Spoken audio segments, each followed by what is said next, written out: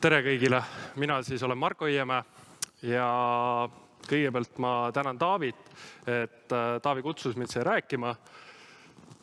Ma täpselt alguses võib-olla ei saanud aru, et milles küll, aga Taavi ütles, et räägi oma lugu lihtsalt. Ja siis ma mõtlesin, olgu nii. Paljudki siin saalis, ma juba nägin mõnda tuttavaid nägusi, on seda võib-olla lugu kuulnud. Aga ma annan endast parima ja Taavi ettekandest juba ma korjasin üles, et mu lugu räägib siis võib-olla sellest, kuidas sealt hobifarmerist jõuda professionaali tasemeni. Ja siis vaatame, kas sealt on võimalik ka edasi minna. Et ennem kui ma panen sükse võib-olla teekonna siia ette, ma räägin ka, kuidas see 2016 üldse alguse sai. Oli ka see, et ma iseenesest olen maal üles kasvanud ja aga 2000 aastatel mu isa lõpetas väikse hobifarmi pidamise ära, kus olid kanad, kitsed, lambad, paar piimaveist ja me kolisime linna. Ja siis põhimõtteliselt see mälestus, mis oli sellest maal üles kasvamisest, oli alati kuskil ajusopis. Ja noore mehena sai elatud Tallinnas, sai elatud Londonis.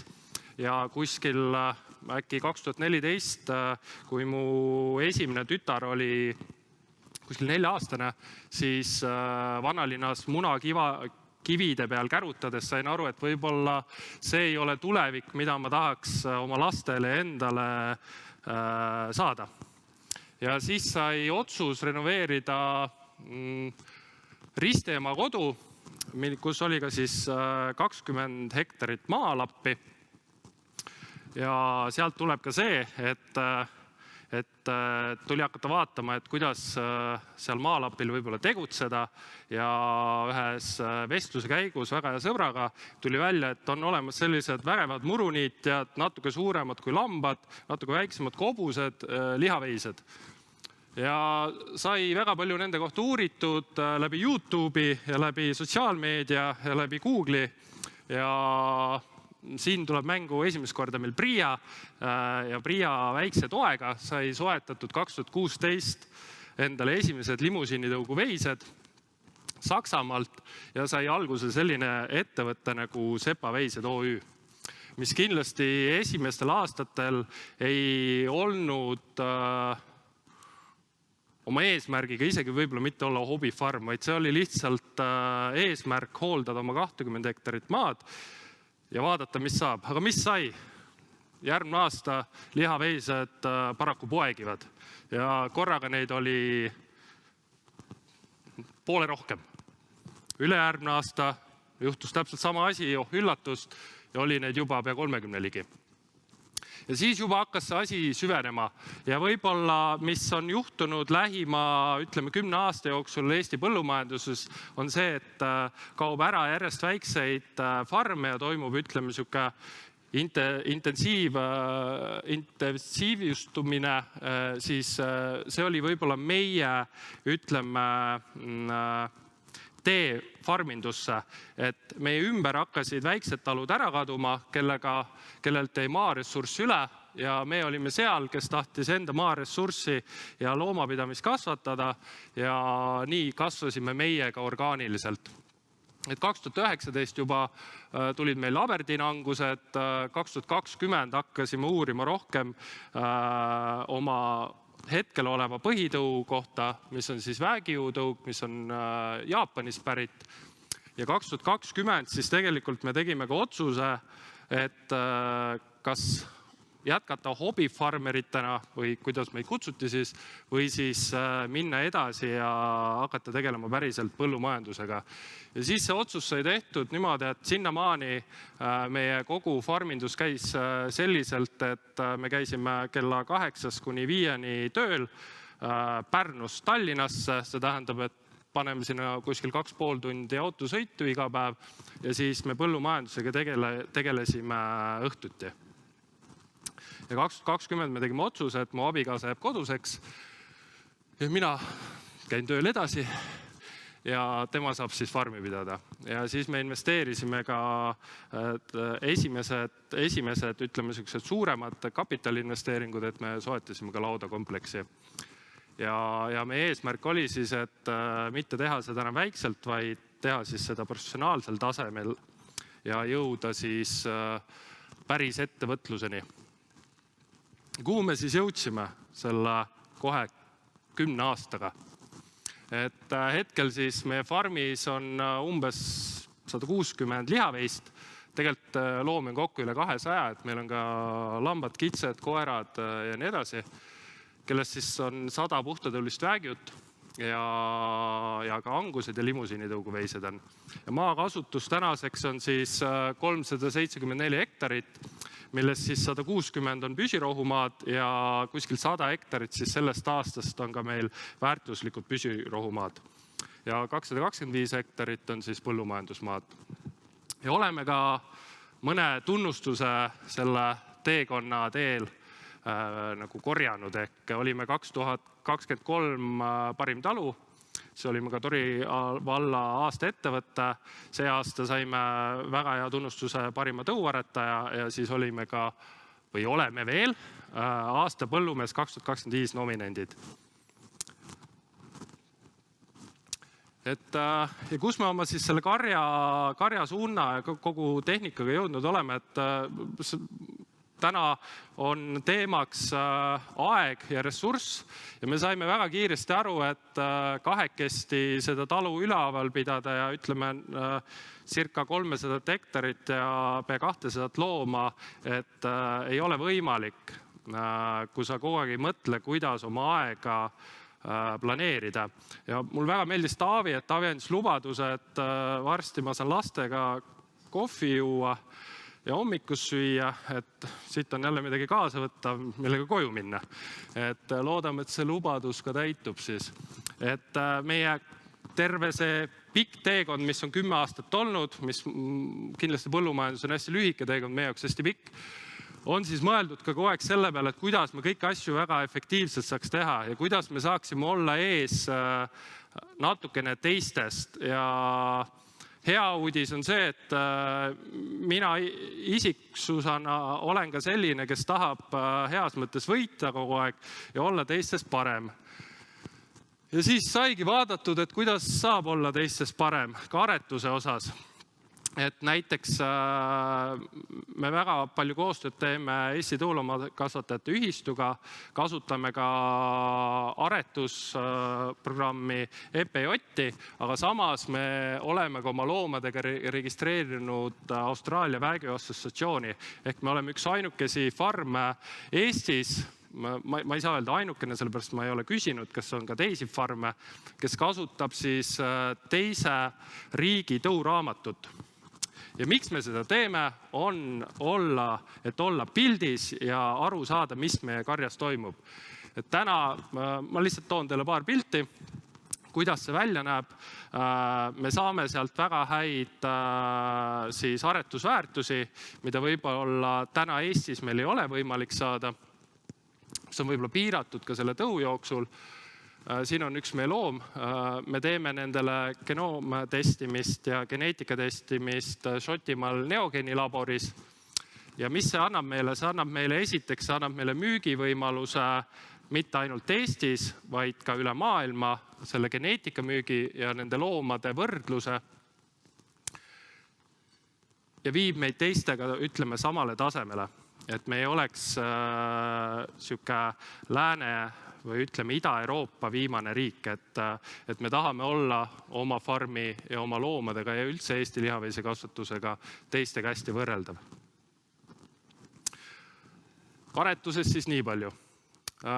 Kuhu me oleme jõudnud oma karjatamisega, et võib-olla siin on mul välja toodud, et muidugi me teeme ka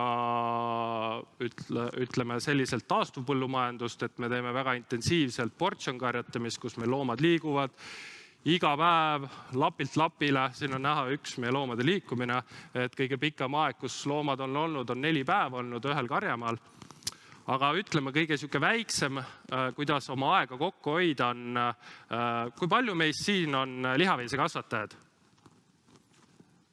ja mõni on. Te teate seda kindlasti lugu, et te lähete Karjamaale ja näete, et traat on katki. Ja te olete võib-olla kõndinud 2 kilomeetrit ja nüüd on vaja vool välja võtta. Kuidas te voolu välja võtate? Nupust. Tubli. Et esimene asi, mis ka meie kohe investeerisime, oli kallakersüsteemi, et telefonist oleks võimalik vool välja võtta. Sellepärast, et seda usaldust oma naise vastu, kui sa helistad koju ja ütled, et kas vool on ikka väljas, ennem kui ma seda traati katsun, no lihtsam on ise ta välja võtta, oled kindel.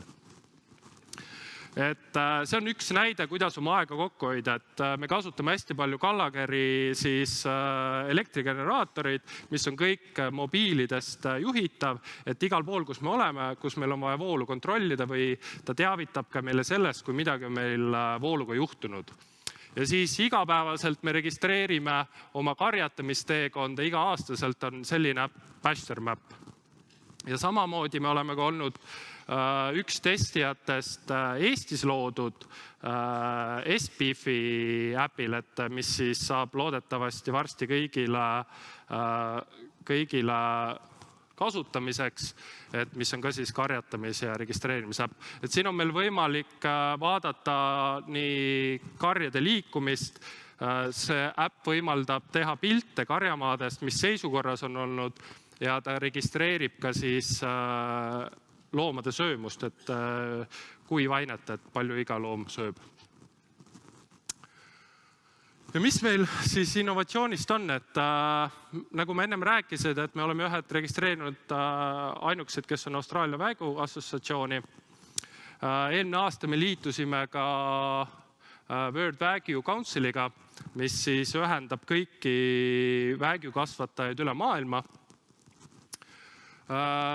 Testime oma loomade geneetikat nii Eesti Labrises kui Šotimaal asuvas Neogeenis. Ja ma jõuan jällegi selleni, et kuidas olla nagu teistest eest ja kuidas olla hästi nähtav. Me väga palju panustame oma kodulehte, panustame sotsiaalmeediasse, näeme järjest trendi tõusvast. Meil on üks farmer, kes ju teeb meil TikToki väga hästi, mis töötab väga hästi, et hästi tähtis olla kogu aeg pildis. Sellepärast, et kui sa ise pildis ei ole, siis keegi teine sinu eest pildis kahjuks ka ei ole. Et teiste peal tasub loota, aga ise tuleb teha reklaami. Osaleme oma loomadega Eesti tuuloomakasvatajate lihaveiste söötmiskatses. See aasta oli ka esimene katse mullikatega, et olime ka seal, et me saamegi jälle väga palju andmeid tagasi sealt, et teha jällegi paremaid aretusotsuseid ja teada, mis seisus me oleme ka teiste farmeritega ja teiste tõugudega. Kindlasti siin on läbi käinud juba AI integreerimine siis igapäevasse tööprotsessidesse. Täna ka meie kasutame AI-d, aga see on pigem sotsiaalmeedias. Et kindlasti me näeme, et AI on ka põllumajanduses siin kui mitte kuude küsimus, et kus ta võtab võimsust, et oleme väga avatud erinevatele programmidele ja kindlasti see saab olema järgmiste aastate teekond, et kuidas seda implementeerida oma ettevõtlusesse. Siis ma olen välja toonud siin teaduspõhine söötmine, et meil on koostatud söödaratsioonid. Me kaalume loomi, ma valetan, kui ma ütlen, et iga kuu, aga proovime kaaluda iga kuu, et saadagi teada, kuidas meie sööt, kuidas see loomi mõjutab, kuidas on juurde kasvanud ja jällegi see on puhas raw data või andmestik, mida siis me saame kasutada tulevikus. Võib-olla, millest me kõige rohkem innovatiivsed oleme või erinevad ja jällegi, et ma paneks seda ka nagu natukene ajaressursi alla, on liha kvaliteet, et kuna me oleme 3 tõugu kasvatanud, nii limusiine, anguseid ja nüüd vägjusi, siis meie number 1 eesmärk on ikkagi toota nii teistele farmidele kui siis eestlaste toidulauale võimalikult kvaliteetset veiseliha. Et see on alati meie number 1 eesmärk. Ja me paneme sinna ka väga palju rõhku, et kuna meie tõugudel on juba geneetiline eeldus seda teha, siis me ei taha seda ressurssi raisata ja me tahame alati teada, kus me oleme. See tähendab, et me oleme oma farmis ka teinud koostöös Eesti Tõuloomade Kasvatajate Ühistuga elusate loomadele siis ultraheli uuringut. Ehk siis me skaneerime loomi ennem, kui nad lähevad tapale või skaneerime tõupulle, vaadates nende IMF ehk siis intermuscular fat protsenti, ehk siis teada, kui marmorjas see veis on. Ja siis, kui me oleme nad ära realiseerinud, siis me hindame uuesti.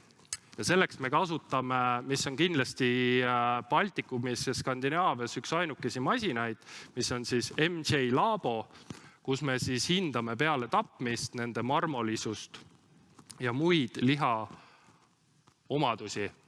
Ja seda täna teeb Euroopas järjest tihedamini, aga USAs, Austraalias ja Jaapanis tehakse seda põhimõtteliselt väga paljudele tapaloomadele ja täna juba ka tõutunnistustele ja aretusväärtusena läheb kirja nende marmolisuse protsent.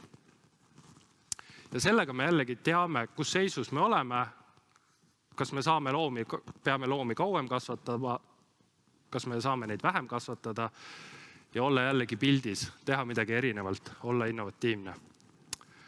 Ja muidugi kõige tähtsam asi kogu selle jutu, et on seda innovatiivsust ja asju jagada ja olla koostöös valmis kas teistega. Et me oleme Eesti Lihaveisekasvatajate Seltsi liige, kuulume Liivimaa Lihaveise MTÜ-sse, ka Liivimaa lihaveise kvaliteedikavasse, nagu öeldud, Austraalia Väeassotsiatsiooni liige. Omame ka või kanname farmimärgist Eesti Lihaveis. Teeme tihedalt koostööd teiste farmeritega ja mitte ainult Eestis. Oleme avatud hästi palju ka teiste riigifarmeritega, suhtleme nendega, et aru saada, kus me oleme ja kuidas ka meie farmi ja kuidas kogu Eesti lihaveise kasvatust paremaks muuta. Ja täna meie klientideks ongi põhimõtteliselt on teised lihaveise kasvatajad ja on ka siis teised, ütleme, restoranid, distribuutorid ehk siis vahendajad. Aga kuna pigem on lihas puudus, mitte ei ole üle, siis ma siin osas liiga palju ei peatuks. Ja meie tulevik siis, mis me näeme, ongi, et me keskendume hästi palju selle oma farmi ja tõu tundmaõppimisele ja proovime jätkata seda, et kui me lihaveist kasvatame, et me teeme seda jätkusuutlikult, mitte loodusrikkudes ja et kuidas alati saada paremaks, mis me eile tegime. Ja nagu ma eelnevalt ütlesin, keegi sinu eest reklaami ei tee, et siin on promo, mis me oleme teinud oma farmile. Oleme seda väga palju teinud ja kindlasti jätkame. Ja meil käib ka väga palju külalisi, kus me oma teadmisi proovime jagada ja ka nendel külalistelt õppida. Et siin on lihtsalt mõned riigid välja toodud, kus me farmist on siis käidud. Et pigem ma ütlen, et me juba napilt hakkame sealt hobifarmindusest jõudma sinna professionaalide tasemeni, aga pigem on väga pikk teekond minna, et see hüpe teha sinna suurte juurde. Et täna põllumajandussektor, teades muidugi lihahindasid, on farmide seisukohast kindlasti väga heas seisus, aga täna kogu meie maaressursi peale ja loomade peale on meil ainult üks tööline ja kahjuks majanduslikult olukorda vaadates teise töölise peale mõelda ei saa. Et siin on lihtsalt mõttekoht, et me teeme väga palju, aga paratamatult tänapäeva olustikus me peame mõtlema, kuidas kasvada hästi suureks, et mitte kõike tööd ise ära teha oma laste arvelt. Et nii ta on. Aitäh!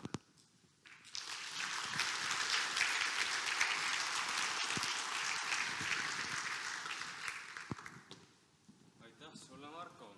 Aga nii nagu teistegagi, ma küsin sinult ka mõned küsimused. 10 aastat teekonda.